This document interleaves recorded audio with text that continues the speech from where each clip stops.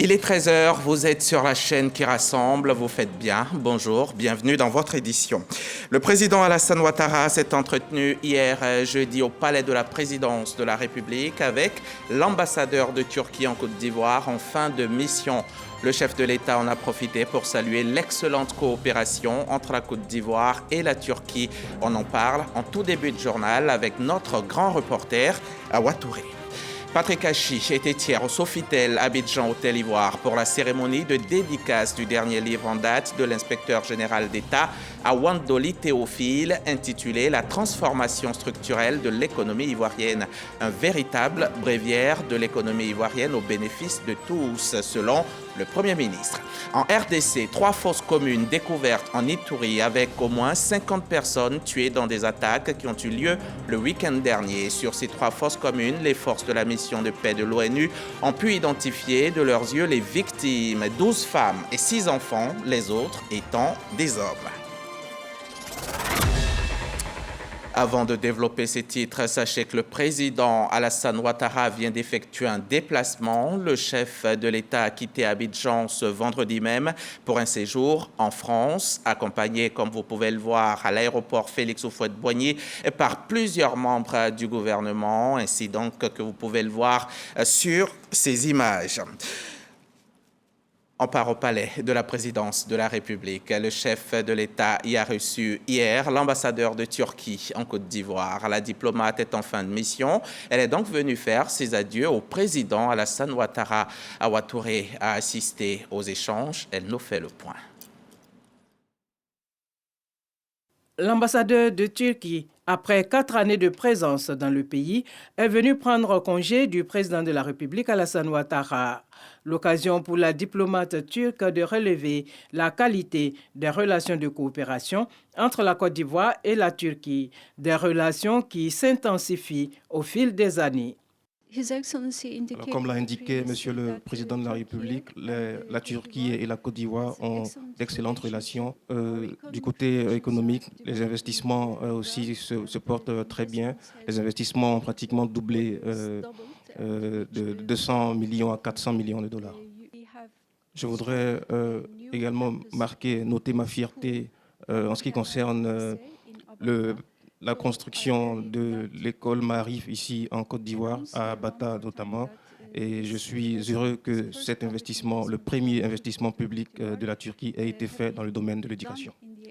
Le président de la République, Alassane Ouattara, s'est félicité de l'excellence des relations d'amitié et de coopération entre la Côte d'Ivoire et la Turquie, à travers notamment l'accroissement du volume des échanges commerciaux entre les deux pays. Je voudrais dire à Madame l'ambassadeur combien nous sommes heureux des excellentes relations que nous avons avec le président Erdogan, qui est venu en visite d'État ici en 2016, après ma visite en Turquie en 2015. Et depuis lors, les investissements, le commerce ont connu un bond spectaculaire au cours de ces années, et je voudrais le remercier. Et aussi ajouter que je suis particulièrement reconnaissant en tant que chef d'État africain au président Erdogan pour tous les efforts qu'il fait pour ramener la paix dans le monde, dans la situation de guerre entre la Russie et l'Ukraine. La Côte d'Ivoire a toujours considéré que la paix est la chose la plus importante pour le monde. Et comme vous le savez, nous avons même une fondation pour la paix, à Yamoussoukro, et un prix de l'UNESCO, un prix Félix Houphouët-Boigny pour la paix. C'est dire que nous sommes très attachés à la paix. Le président de la République a par ailleurs remercié l'ambassadeur de Turquie pour sa contribution au renforcement et à la diversification des relations de coopération entre la Côte d'Ivoire et la Turquie. Reportage Awa Touré, Jérôme Begré et Célestin Frodo. Transformation structurelle de l'économie ivoirienne. C'est une œuvre de 300 pages dédiée à l'évolution dynamique de l'économie ivoirienne. Un essai critique écrit par Awandoli Théophile, l'inspecteur général de l'État.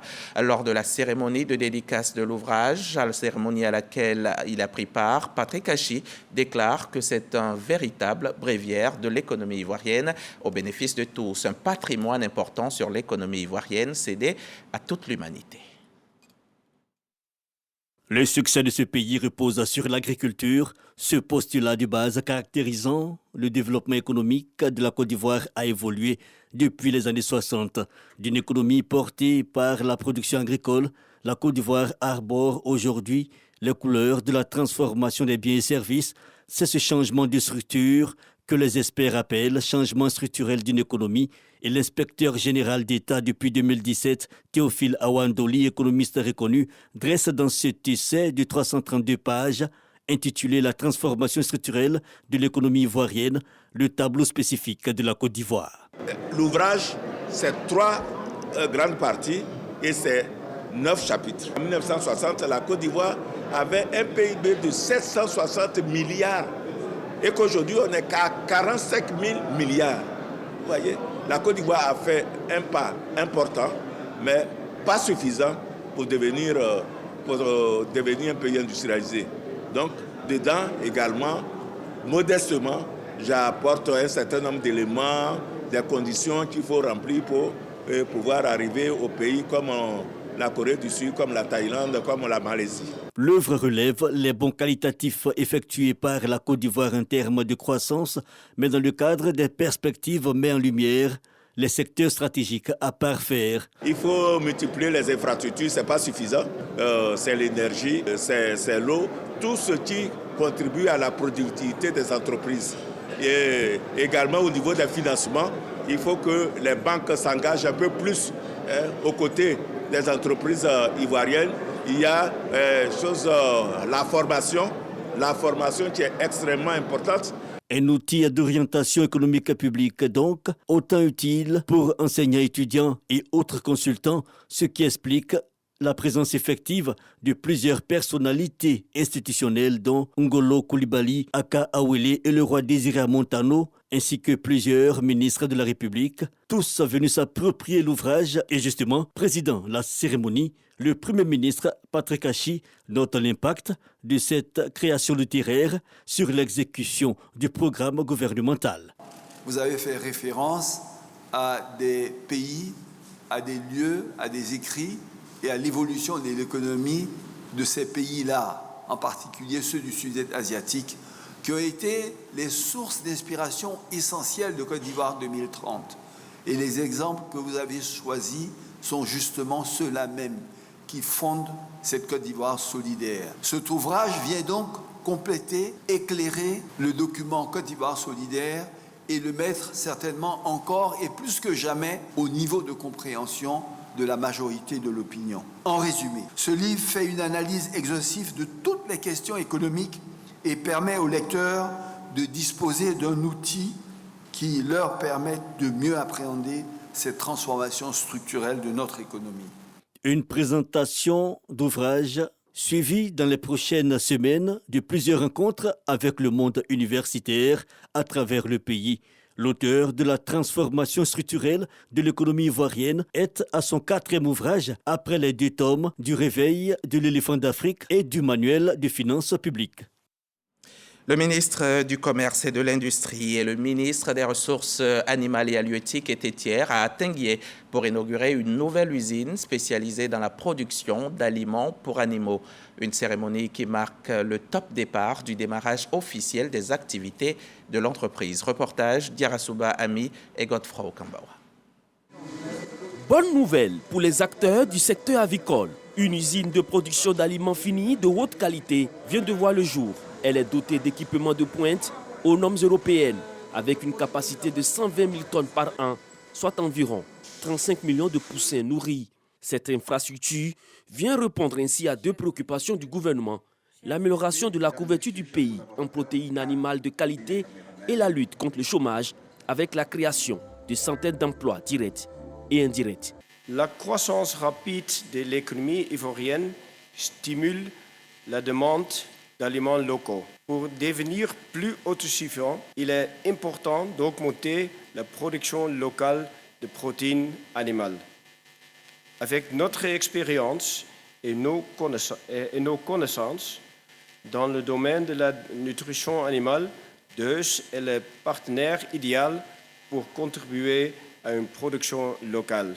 Cette usine vient aider les éleveurs à augmenter leur productivité.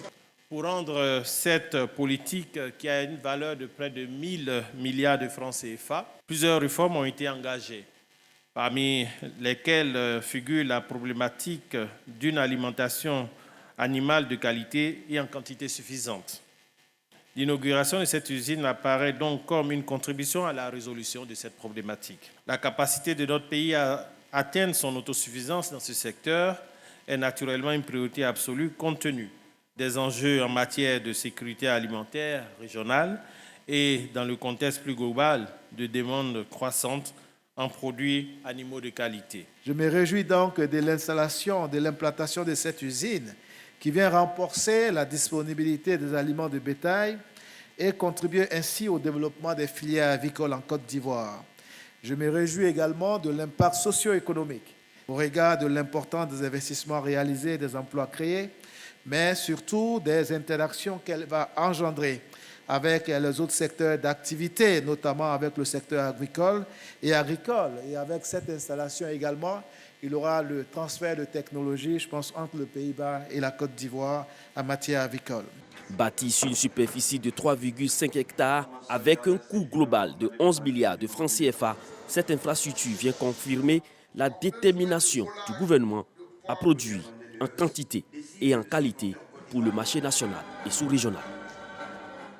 Ils étaient au nombre de trois membres du gouvernement présents à l'ouverture de l'atelier relatif à la revue sectorielle Éducation-Formation pour l'année 2022. Ce sont Mariatou Koné, Adama Diawara et Kofi Nguessan. Hier jeudi, au cours de cette plateforme, ils ont ensemble dressé le bilan des actions entreprises dans le secteur Éducation-Formation dans le courant de l'année 2022. Les précisions de Sephora Zegui. Mariatou Koné, Adama Diawara et Kofi Nguessan, tous responsables du secteur éducation-formation, coordonnent leurs actions pour le rayonnement du secteur. La maison de l'entreprise est le cadre choisi, mais dans la main, ils veulent se fixer des objectifs et mettre en place les mêmes stratégies afin d'obtenir des résultats probants. Il y a des questions de qualité de l'éducation qui ont été mises en lumière par les évaluations standardisées du PASEC. Donc toutes ces questions nécessitent que les ministères du secteur se concertent pour trouver des solutions pertinentes et consensuelles. Le secteur éducation-formation est accompagné dans sa tâche par 28 partenaires nationaux et internationaux. La revue sectorielle 2022 est donc l'occasion pour eux de dresser un bilan.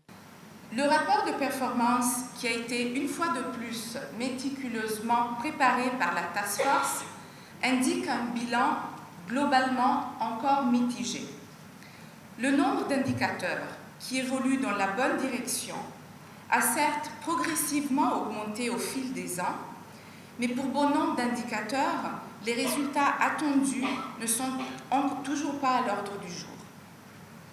Nous avons cependant des raisons fondées d'espérer que les avancées seront bien plus marquées, et ce, dans un futur très proche. Prenant la parole au nom des ministres de l'Éducation-Formation, Mariatou Koné s'engage à transformer de façon significative l'école ivoirienne. Les ministres du secteur de l'éducation-formation se sont engagés à jouer leur partition pleine et entière, celle de créer, sous l'autorité du Premier ministre, M. Jérôme Patrick Hachi, chef du gouvernement, toutes les conditions nécessaires pour la formation de notre jeunesse, une formation de qualité qui lui assure une insertion socio-professionnelle décente.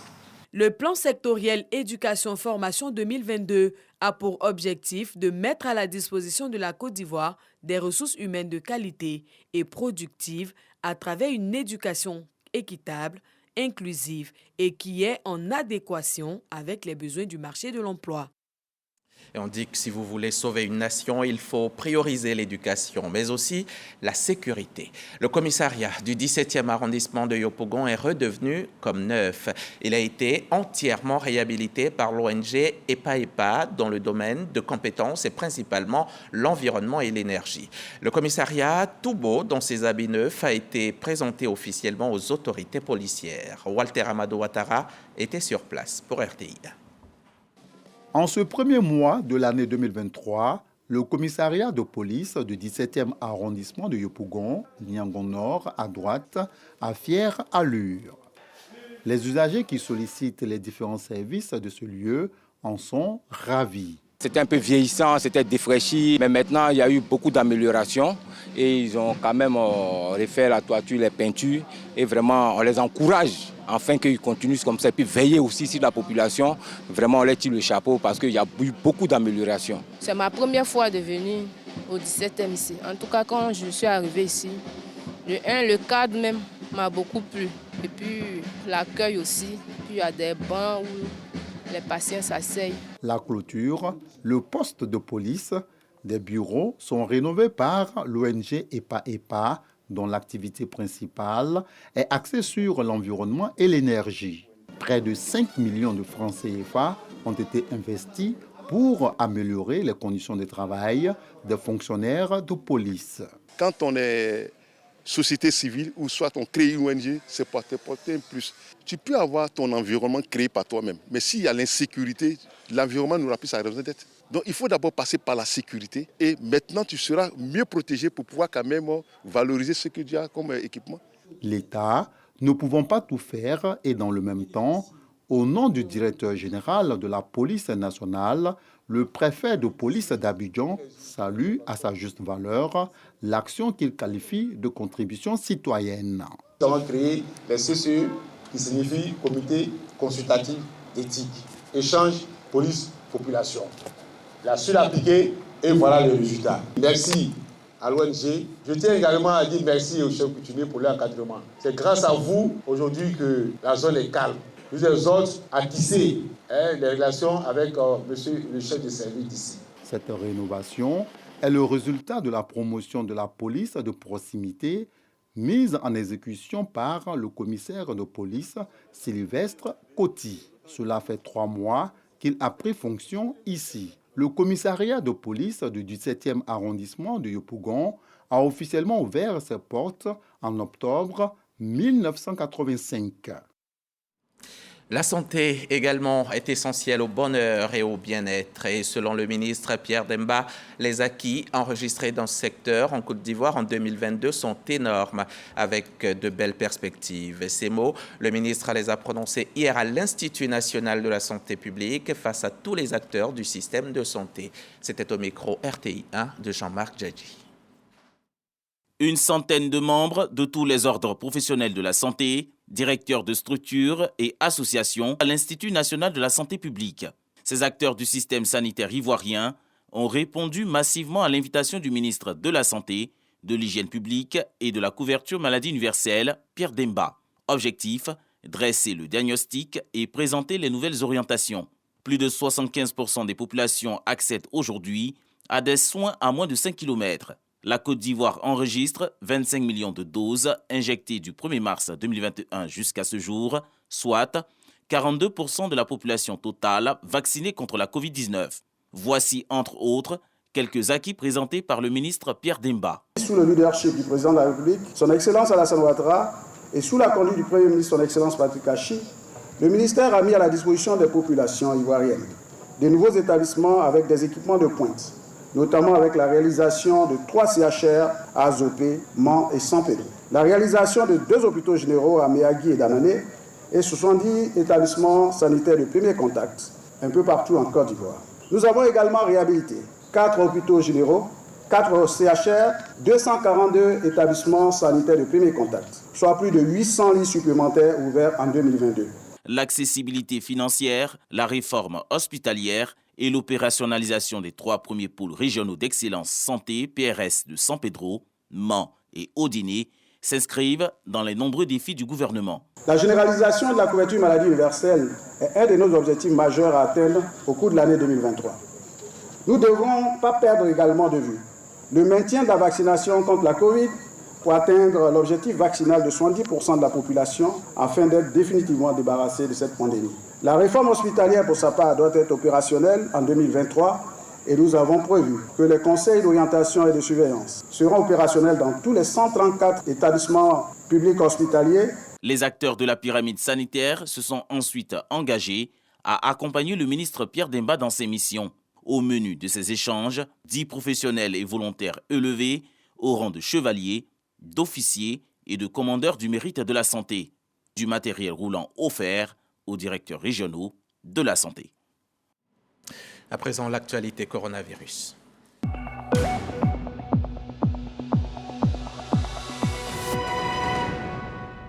La Côte d'Ivoire compte 87 965 cas de Covid avec 833 décès. Sur le terrain politique, l'actualité, ce sont les préparatifs des prochaines élections municipales et régionales qui se tiendront dans quelques mois.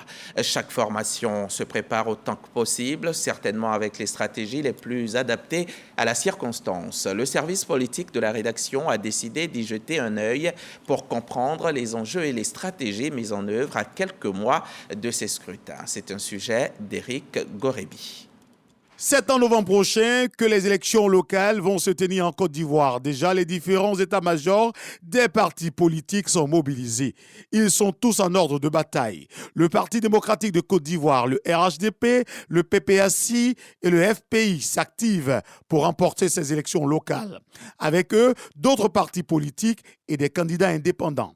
Un défi pour tous. Mais au fond, quels sont les critères pour être un bon élu local ? Nizako Antoine, secrétaire départemental du RHDP dans la région du Haut-Sassandra, partage sa vision des choses. Le bon élu local d'une mairie, c'est d'abord, il faut être politique. Il faut être auprès de ceux pour lesquels vous voulez gouverner. Mais le bon maire, c'est celui qui a déjà une envergure, un environnement d'abord d'un personnage. Il faut un carnet d'adresse. Il y a des maires qui ne connaissent pas quelle est la technique pour faire bitumer une route. Et les caniveaux, qu'est-ce que ça devient? Quelle est la définition d'un caniveau? L'eau, l'électricité, tant de choses. De son côté, la commission électorale indépendante se prépare à réussir ce défi. Pour le PPACI, l'enjeu est énorme. Le portrait robot de cet élu idéal serait par exemple de sortir d'un parti fort. Un parti fort, un parti qui a une vision précise de ce qu'il entend faire du futur des Ivoiriens. Voilà, ça c'est la base de tout. Et puis, avoir un candidat qui lui-même a la carrure qu'il faut pour s'imposer.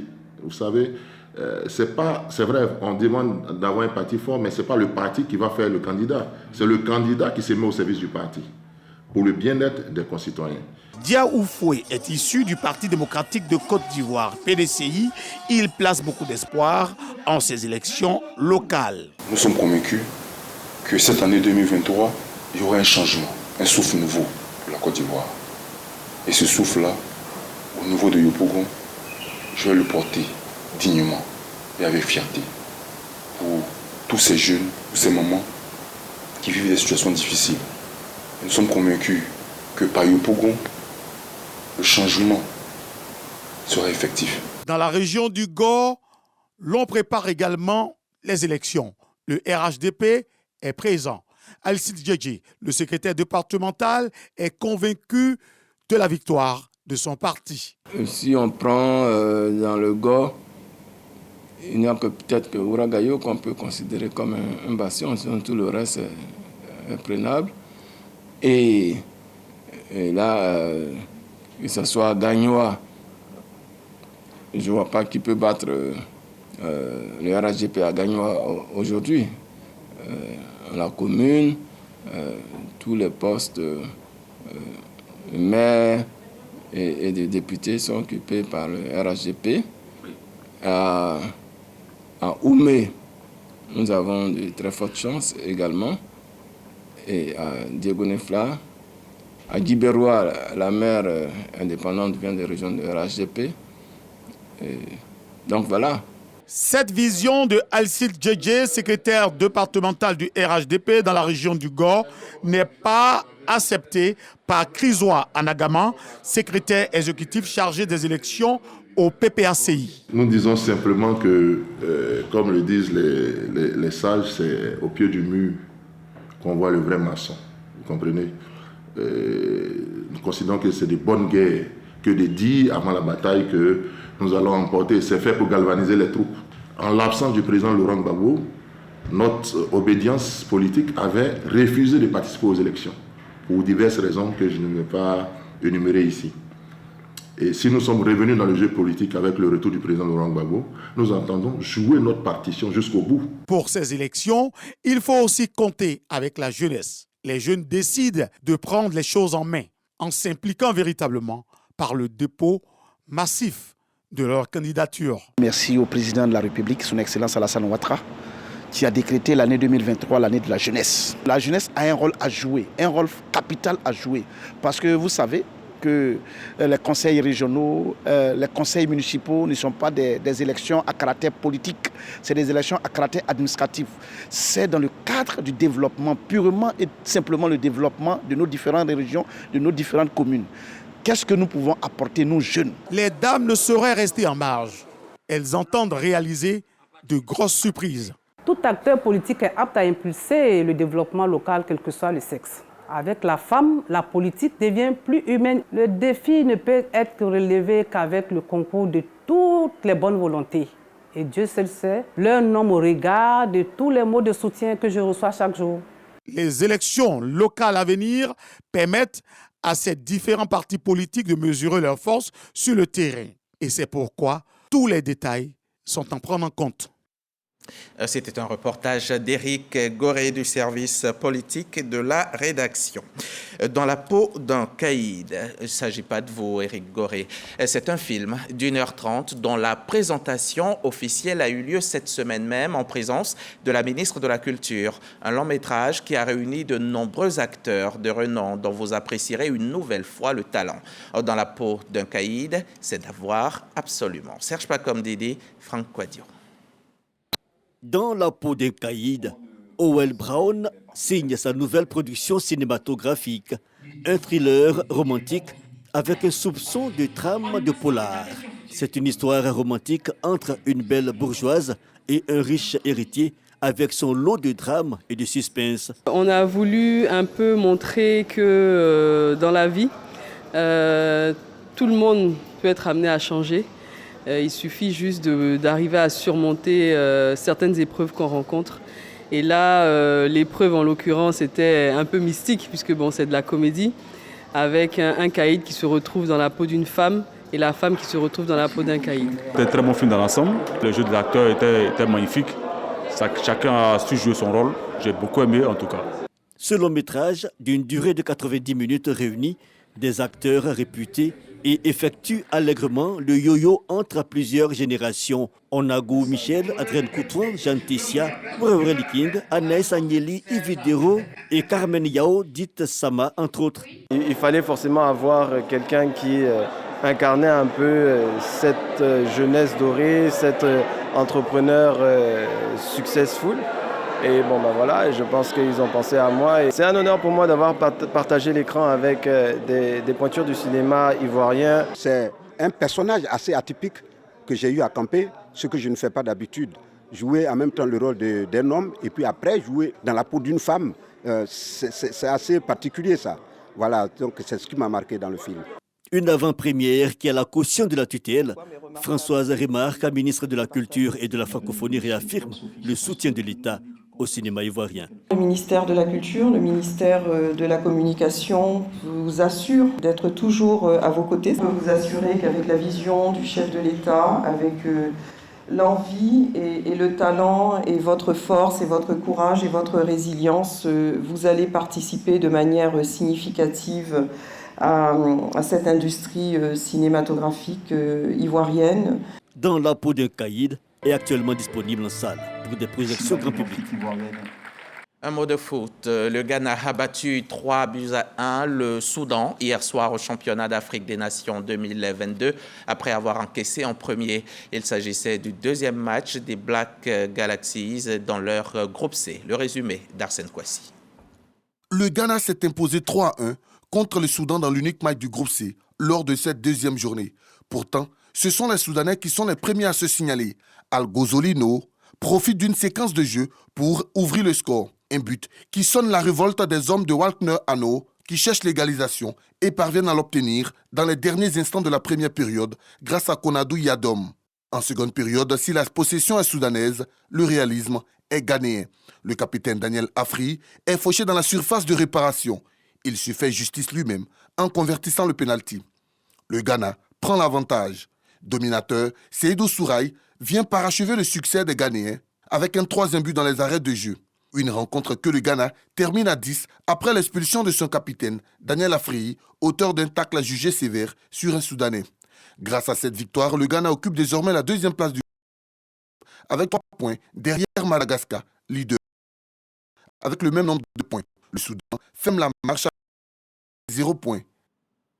Et je vous le disais en titre, au moins 50 personnes ont été tuées dans des attaques qui ont eu lieu le week-end dernier en RDC et 3 fosses communes ont été découvertes, 2 dans le village de Niamamba et une autre dans le village de Mbogi, à environ 30 km à l'est de Bunia, la capitale provinciale. Après les attaques, l'alerte a été donnée par des témoins qui en ont informé la mission onusienne. Et sur ces 3 fosses communes, les forces de la mission de paix de l'ONU ont pu identifier de leurs yeux les victimes, 12 femmes et 6 enfants, les autres étant des hommes. Après une journée de mobilisation en France contre le projet de réforme des retraites qui a dépassé leurs espérances, 1 100 000 manifestants donc selon le ministère de l'Intérieur, plus de 2 millions selon la CGT, les syndicats français ont désormais les yeux rivés vers le 31 janvier, date de la prochaine journée d'action pour faire reculer le gouvernement. Cette grosse mobilisation d'hier est donc un premier succès pour les syndicats que le président de la République a suivi de Barcelone. Emmanuel Macron, qui participait au 27e sommet franco-espagnol, s'est dit déterminé à mener cette réforme jusqu'au bout. Fin de cette édition. Merci de votre confiance et très bon anniversaire à notre chef des éditions du jour, Issa Chonan Yeo. À vendredi sur RTI.